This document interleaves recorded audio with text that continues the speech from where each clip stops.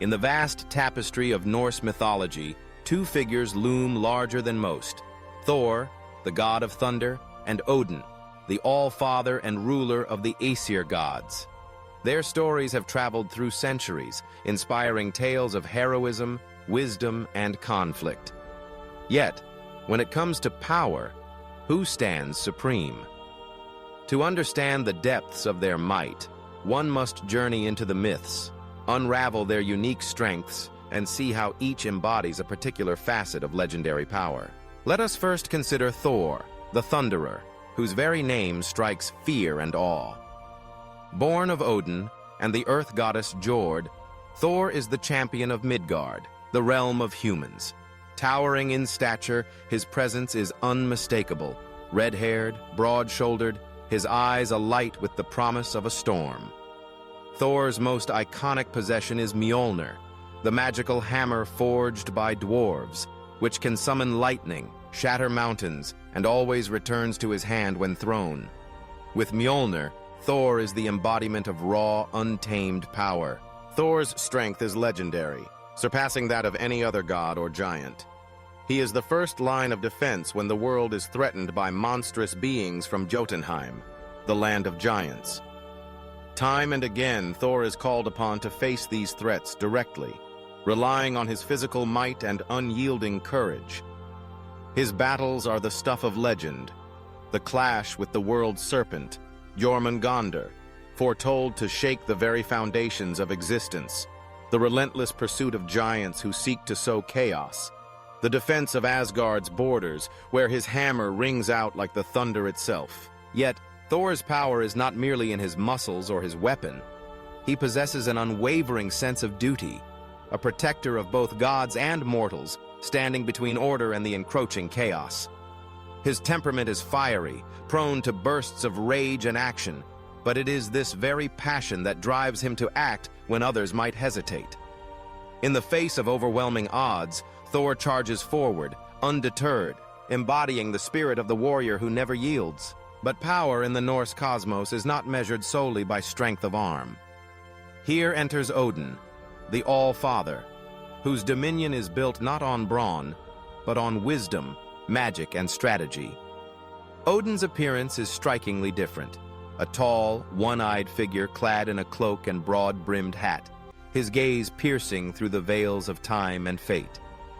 Where Thor's hammer commands storms, Odin's staff, Gungnir, is the spear that never misses, a symbol of authority and fate. Odin's quest for knowledge knows no bounds. He sacrificed his own eye at the well of Mimir in exchange for a drink of wisdom, gaining insight into the mysteries of the cosmos. He hung himself from the branches of Yggdrasil, the world tree, pierced by his own spear, in order to learn the secrets of the runes, symbols of magic and power. These sacrifices exemplify Odin's relentless pursuit of knowledge, even at great personal cost. Magic flows through Odin as naturally as thunder through Thor. He is a master of Seidr, the Norse art of prophecy and shape-shifting. Odin can alter his form, see into distant realms, and speak with the dead. His two ravens, Hugin and Munin, thought and memory, fly across the world each day, returning with news and secrets from every corner of the 9 realms. Through them, Odin is always informed, always prepared.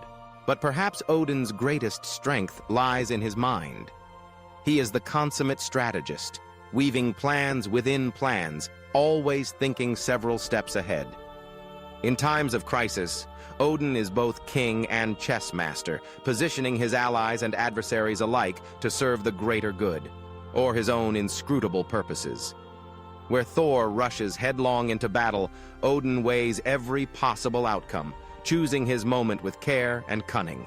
To compare Thor and Odin, then, is to compare the storm to the sky itself.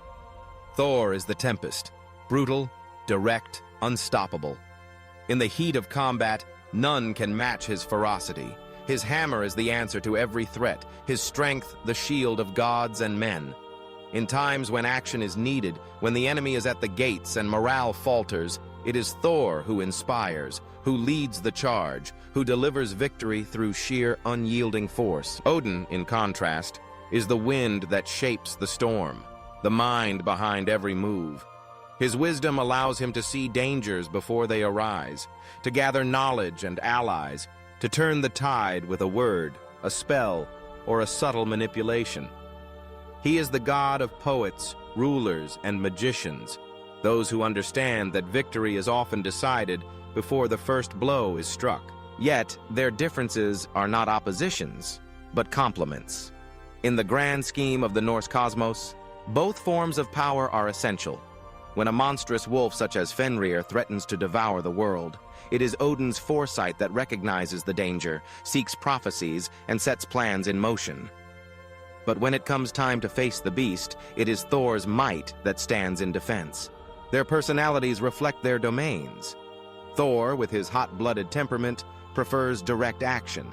He is quick to anger, slow to forgive, and always ready to leap into the fray. This impulsive nature can sometimes lead to trouble, but it also means that Thor never hesitates when lives are at stake. His loyalty is fierce, his sense of justice unshakable. Odin, meanwhile, is more enigmatic.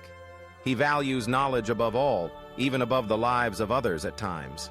He is willing to make hard choices, to sacrifice much for the greater good, and his motives are often inscrutable. Many in the myths fear Odin's cunning as much as they revere his wisdom, for he is as much a god of death and prophecy as he is of kingship. Their tools, too, reflect their natures. Mjolnir, Thor's hammer, is straightforward in purpose and immense in power. It can level mountains, crush foes, and summon the fury of the skies. Gungnir, Odin's spear, is a weapon of precision, thrown with intent that never fails. It is also a symbol of the binding power of oaths and fate, which Odin alone can truly wield. Their companions further emphasize their strengths. Thor rides into battle on a chariot pulled by 2 goats, the thunder rolling in his wake. His very presence is a declaration of war. Odin, on the other hand, is accompanied by his ravens and 2 wolves, Geri and Freki, agents of surveillance and cunning. He traverses the realms not in open conflict, but in search of secrets and signs. In the stories, these strengths often determine the outcome of their adventures. When Thor is challenged to feats of strength in the halls of giants, he is unbeatable, lifting the Midgard serpent disguised as a cat, drinking from a horn connected to the ocean itself, wrestling with the personification of old age. Each challenge tests his might, and though he does not always win, his efforts shake the very cosmos. Odin's tales, meanwhile, revolve around riddles, negotiations, and sacrifices. He bargains with giants for wisdom, tricks his enemies into revealing their secrets, and manipulates events from the shadows. He is the patron of those who seek knowledge and the unknown, a reminder that sometimes the greatest power lies in understanding, not force. When Ragnarok, the end of days, finally comes, both gods meet their fates in ways that reflect their natures. Odin faces Fenrir, the monstrous wolf, knowing he is doomed but refusing to flee. His death is a testament to his acceptance of fate and the price of wisdom. Thor meets Jormungandr, the world serpent, in a clash that shakes the universe. Though victorious, he succumbs to the serpent's poison, dying moments after his foe. Both fall, but not before ensuring that their enemies do as well. So who is stronger, Thor or Odin? The answer depends on what one values in strength. If the measure is raw, physical power, the ability to confront and conquer through sheer might, then Thor is unrivaled. He is the bulwark, the enforcer, the god whose hammer is feared by all enemies of Asgard. If, however, strength is seen as the capacity to understand, to foresee, to manipulate fate and wield magic, then Odin's supremacy is clear. His wisdom shapes destinies. His magic bends the world to his will, and his strategies have saved gods and mortals alike from destruction. Perhaps the greater lesson is that true power lies in the balance of both. Thor and Odin, in their differences, represent the 2 halves of what it means to be mighty. Action without thought can lead to ruin, but thought without action can lead to paralysis.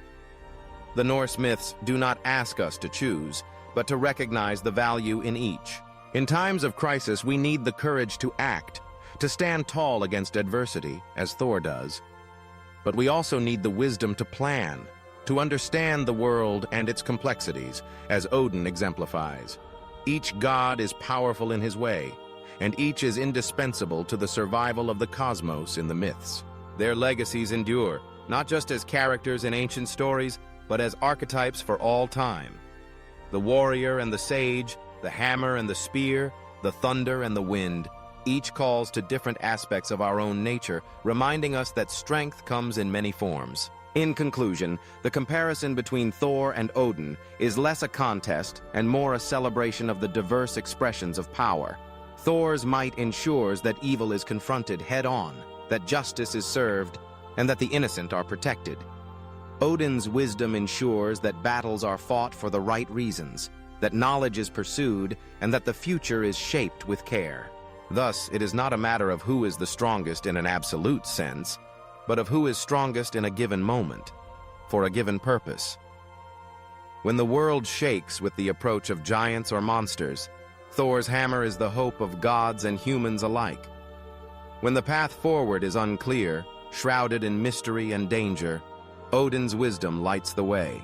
Both gods remind us that strength is multifaceted, that it takes many forms, and that true greatness lies in knowing when to wield which kind of power.